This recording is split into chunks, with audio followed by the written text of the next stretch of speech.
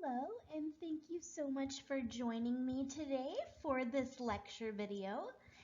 So this video is going to begin our lecture series on Module 2, which discusses, in a very general sense, the research process.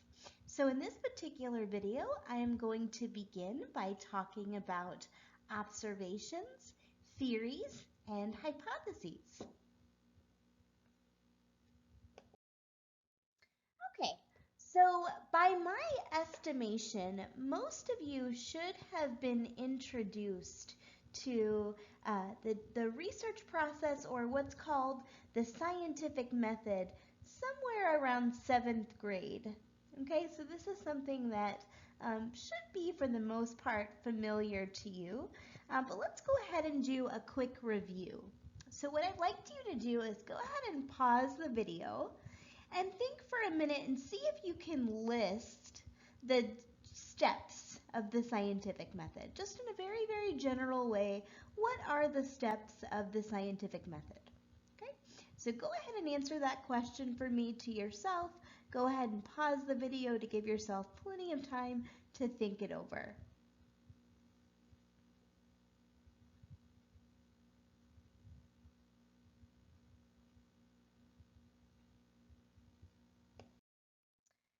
Okay, so on my slide here, I have an answer to the question I just posed to you guys. So the steps of the scientific method.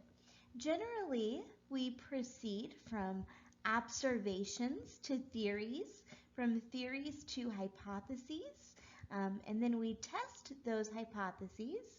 We analyze the data that we obtain, and then depending upon whether our data is consistent with our hypotheses or not, then we either keep the theory that we have or we refine it in some way. Okay, so for now, I'm going to start with the first step of the scientific method, which is observation. So what do I mean by observation in this context? Well, a scientific observation is a pattern of behavior or a perceived relationship between two variables. Okay? And an observation begins very much intuitively, right? When we observe something that's interesting, unexpected, or problematic. Okay, so let me go ahead and proceed to an example for you. So in the 1800s, there was a physician, a Viennese physician, by the name of Semmelweis. And Semmelweis primarily worked in a maternity ward. So he worked with pregnant mothers who were giving birth. And around the mid-1800s, he started to notice a pattern that concerned him. So he started to notice that many more women were dying in childbirth when they were in a ward, a maternity ward, attended by physicians, as compared to when they were in a ward attended by only midwives. Okay? So he looked at the data and he noticed that there were 4 times as many women dying when they were cared for by physicians as when they were cared for by midwives. This was obviously very concerning to Semmelweis, but he had a theory as to why these deaths might be occurring. So what is a theory? A theory is an explanation derived from an organized set of observations, and critically, it's an organized set of observations that leads to what's called a testable hypothesis. So what was Semmelweis's theory? Well, at that particular time in our history, physicians weren't familiar with germ theory. right? So they weren't really well versed when it came to things like infections, for example. But Semmelweis knew that physicians often did autopsies before going to the maternity ward, right? And he made the critical connection, right?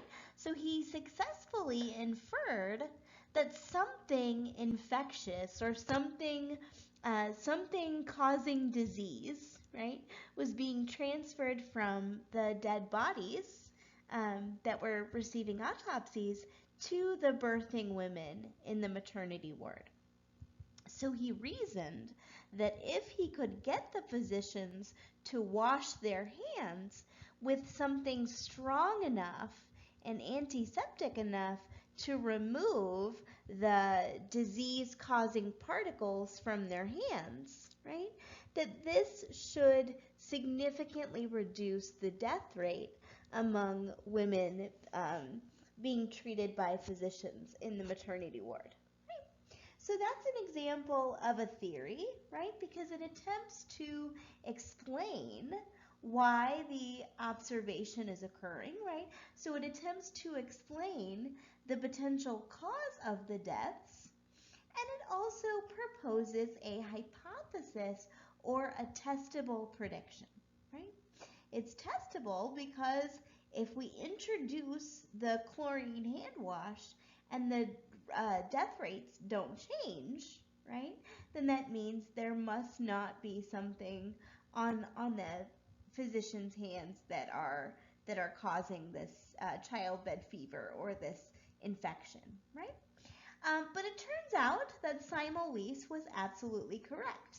And when he introduced the chlorine hand wash to these physicians, and they began washing their hands after performing autopsies and before going to the maternity ward, that the death rates fell dramatically.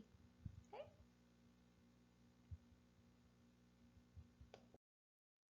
All right. So let's talk more about this third stage. So the point at which we proceed from a theory to a hypothesis. So your book defines a hypothesis as an educated prediction that provides a testable explanation of a phenomenon. So we'll talk again about what testable or solvable means, but there are actually 6 other criteria that a scientific hypothesis must meet as well. Okay, so for the remainder of the lecture, we are going to talk about these 6 criteria that a hypothesis has to meet in order to be considered scientific. Okay, so we've all heard of empirical data or the idea of empiricism, right? So empirical data is going to be really important in the pursuit of science or scientific knowledge, okay? So what does empirical mean? Empirical means validated by observation or validated through observation, right? So we have to be able to observe a change in a particular phenomenon in order for it to be considered scientific, certainly. But simply being able to observe something isn't enough. So what else do we need? Well, observations have to be structured in such a way that the results that we test can reveal something about the world, right? Or basically, we have to structure our observations in such a way that we gain new information about our research question that we didn't have before. Right? So another way of saying that is that observations have to be theory driven, right? Observations have to either have to lead observations have to provide support for some hypotheses and allow for rejection of others, right? So like I just told you, Semmelweis predicted that higher death rates were caused by infectious matter coming from the cadavers, right? So, if the chlorine wash killed the germs, right, thus stopping the infection and preventing the deaths, right, we would say that his theory was correct and that his hypothesis was confirmed. However, if we saw no reduction in deaths, he would have to revise his theory. Right? So systematic empiricism means that we structure our observations in such a way that they allow us to gain new information about our particular research question. Next, scientific hypotheses are publicly verifiable. So what do I mean by publicly verifiable? Well, scientific knowledge does not exist solely within the mind of a single individual, but rather it is made public.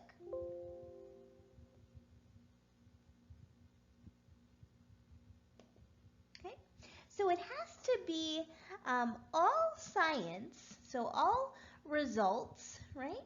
Anything that gets published in the scientific community has to be submitted for criticism, evaluation, and empirical testing by others, right? So anytime we want to publish in a scientific journal, we have to draft a manuscript detailing our research question, any relevant background research, the methodologies that we used, the results that we found, and the conclusions that we can draw from our research, right? And that manuscript is going to be evaluated by other psychologists or biologists or whatever the domain of expertise might be. Okay, so that's the first part, is peer review. But the second part is also results have to be replicated, right? So other people have to employ our methodology and see if they obtain the same results, right?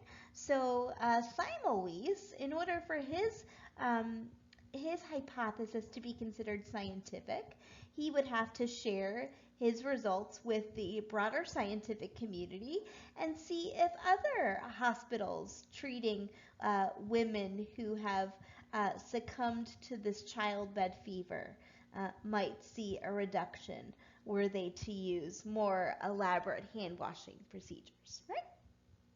So again, peer review is the process by which other scientific experts review and evaluate the quality of research before it's reported in a publication, right? Like I just told you. And publicly verifiable, therefore, means that in order for a hypothesis to be considered scientific, it has to be verified publicly by a community of experts. Okay, what do I mean by solvable or testable? Well, the types of questions that scientists address must be answerable by means of currently available empirical techniques. Okay? So the best way to understand what is meant by testable in this context is to think about a distinction that famous cognitive psychologist Steven Pinker makes between mysteries and problems, right? So problems, we know that the answer is possible and what the answer might look like, even though we might not actually have the answer yet, right? Mysteries, we can't even conceive of what an answer might look like, right? So examples of solvable or testable questions: will 3-year-old children given structured language stimulation during daycare be ready for reading instruction at an earlier age than children not given the stimulation? And why is this a testable question, right? Well, we already have the instruments, right? We have the structured language simulation available. And we also have a battery of tests that we've already devised to measure literacy and language development in children, right? So we can answer that question quite easily using the behavioral techniques that we currently have available. Right? Unsolvable questions: are humans inherently good or evil? Right? So we might be able to study things like the development of morality and how it changes, for example, across the lifespan, right? And we might also be able to study the relevant correlations between certain behavioral or biological traits and violence, right? But fundamentally, we do not have the current knowledge or the current, any sort of current measurement instrument that would allow us to determine whether humans are inherently good or evil, right? And so because it's not a question we can answer using techniques that are currently available to us, we would consider that an unsolvable or an untestable question.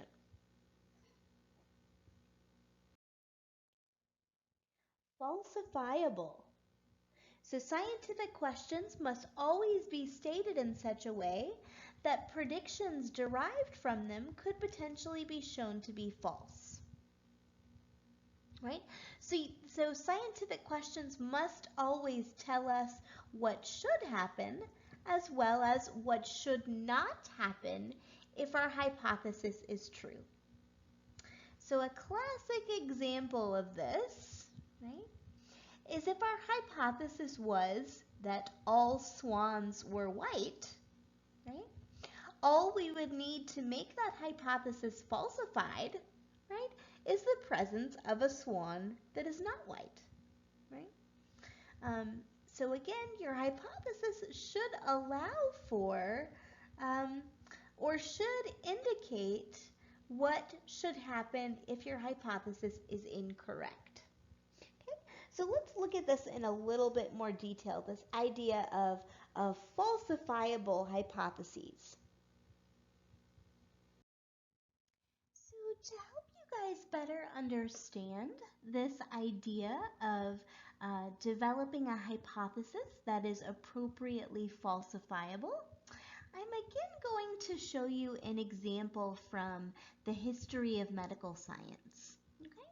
So this particular example has to do with an outbreak of yellow fever that occurred in Philadelphia in 1793. So those of you who don't know, yellow fever is a viral infection that is spread by mosquitoes, and it leads to all sorts of systemic, very, very serious symptoms, including jaundice. So you often have the appearance of yellow eyes when you're jaundiced, which gives it the name yellow fever, as well as a number of other fairly debilitating and deadly symptoms. Currently, in 2020, there are fewer than 1,000 cases of yellow fever per year, and it is currently curable by vaccine.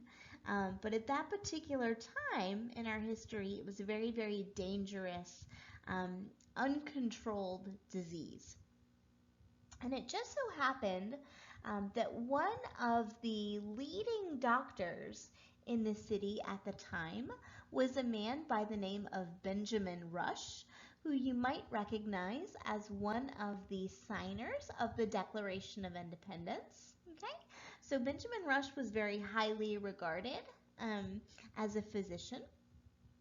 And he was one of the physicians who was available to treat literally thousands of yellow fever cases. And one of Benjamin Rush's primary treatment techniques was the practice of bloodletting. Right? So for those of you who don't know, bloodletting is just what it sounds like. You essentially puncture the skin near a vein so that your patient begins to bleed heavily. And the notion is that If you do this while the patient is feverish, it will remove the blood and therefore remove any of the toxins that are causing the fever. Um, so Benjamin Rush was very much in favor of the practice of bloodletting. And in fact, he even used it on himself when he came down with yellow fever. Um, but interestingly, uh, a lot of people criticized this practice. So critics charged that the treatment was more dangerous than the disease, right? So a lot of people were beginning to call into question whether this practice of bloodletting was safe or not. But like I said, Benjamin Rush was strongly in favor of the practice of bloodletting. And interestingly, no matter what outcome occurred, right, he could still defend his practice. Right? So, for example, if a patient came down with yellow fever and Benjamin Rush did the bloodletting treatment and the patient was cured, he would say the bloodletting had essentially cured the yellow fever. However, if he did the bloodletting treatment and the patient still died, he would say that the bloodletting technique was effective, but it didn't work well enough because the patient was too ill, right? So according to Rush, because the illness had progressed too quickly, the bloodletting treatment failed, but under normal circumstances it would be effective, right? So do you guys see the problem here, right? The problem is that no matter what the outcome is, Benjamin Rush still uh, explained the evidence as being generally in support of his hypothesis, right? So again, if a patient got better, this improvement was taken as proof that bloodletting worked. If instead the patient died, Rush interpreted this to mean that the patient had been too ill for any treatment to work, right? So again, we now know that the critics were correct and that bloodletting is extremely dangerous, right? But the critical thing is that his predictions were not falsifiable because there was no way to prove his theory that bloodletting was an ineffective treatment incorrect, right? Regardless of whether the patient lived or died, Rush would say that bloodletting was an effective treatment.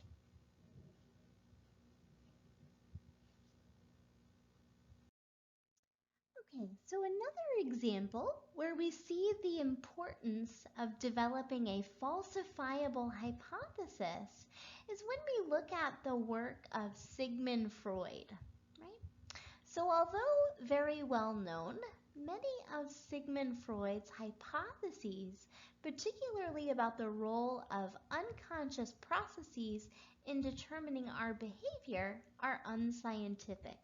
And the reason why many of Freud's theories are unscientific, or his hypotheses are unscientific, is because they are not falsifiable. Right? So how do I know this? Right? Well, many of Freud's theories center around the notion of defense mechanisms, right? So defense mechanisms are strategies that one uses to manage unconscious anxiety, right? So one of the most famous kinds of psychological defense mechanisms proposed by Freud was called projection.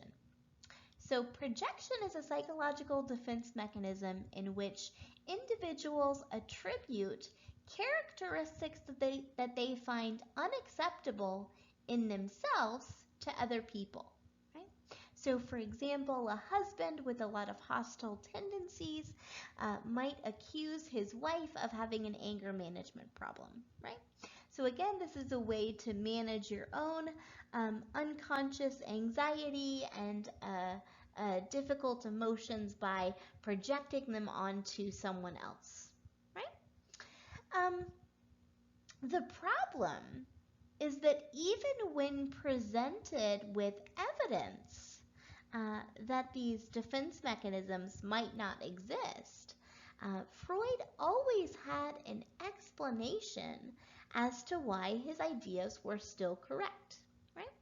So, for example, Freud suggested that people use projection as a defense mechanism when experiencing anxiety.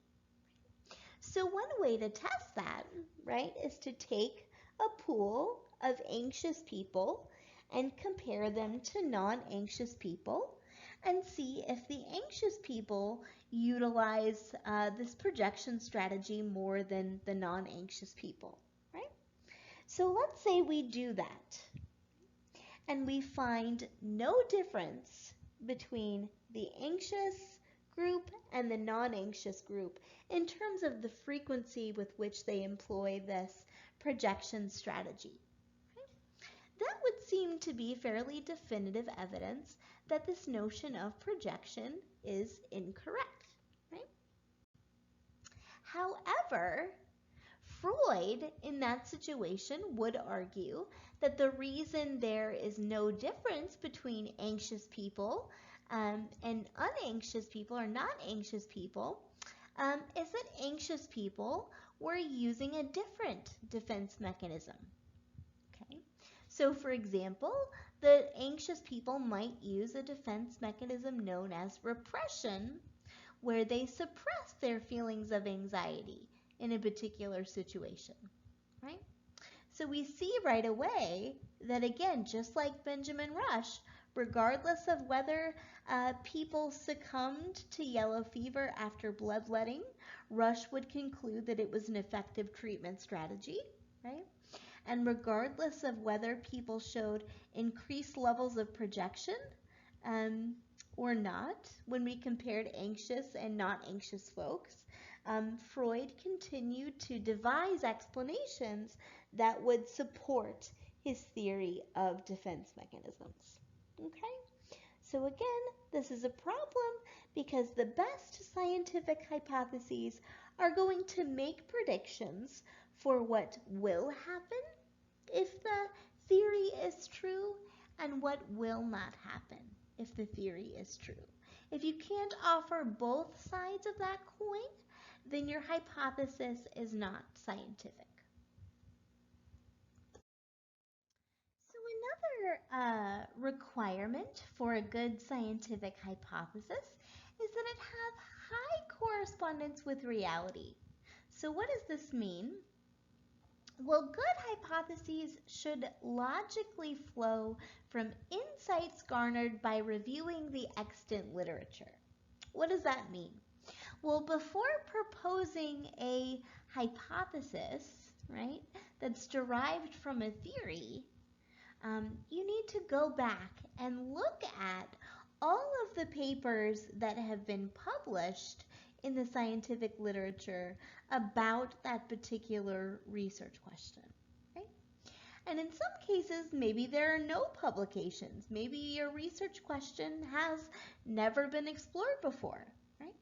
So if that's the case, then you need to find something tangentially related, right? Are there any other insights that we can glean from science that would help us to investigate this entirely new phenomenon?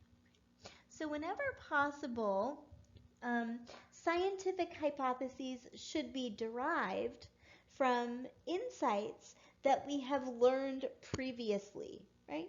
In whatever domain of science we're in. Okay?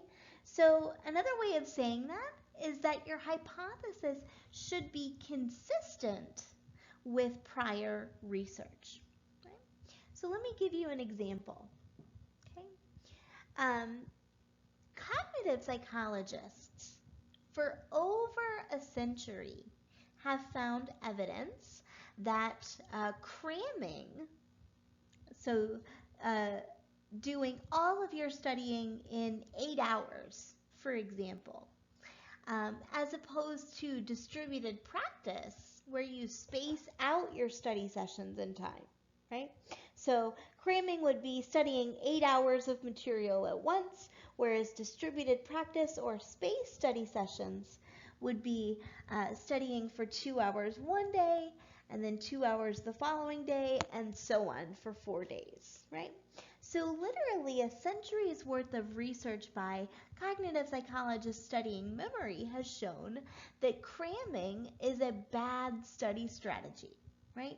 So you're going to be less able to retain what you're trying to learn when you engage in that strategy, right? So if you were to develop the hypothesis or predict that cramming is a good study strategy, okay, that would be an example of a hypothesis that has low correspondence with reality, because it violates, like I said, all of the research that has been conducted that shows very definitively that cramming is bad, right? So good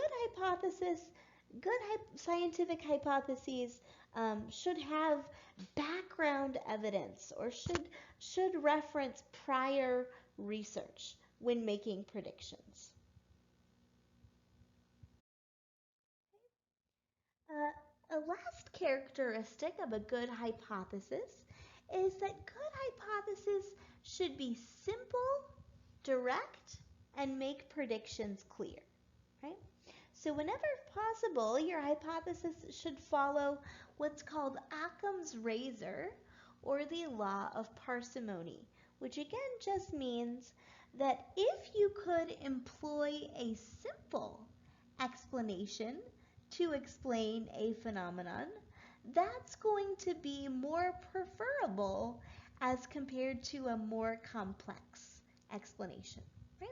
So good scientific hypotheses should be simple, direct, and make predictions clear. And they should also be derived more simplistically than complexly, if appropriate.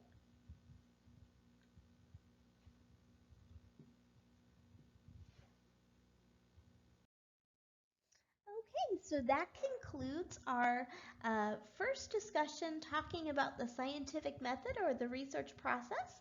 So today we have covered observation, theory, and hypotheses. And in the remainder of my videos, I am going to talk about the various research designs you can utilize to test your theories and hypotheses. Okay? All right, so I will see you in my next video.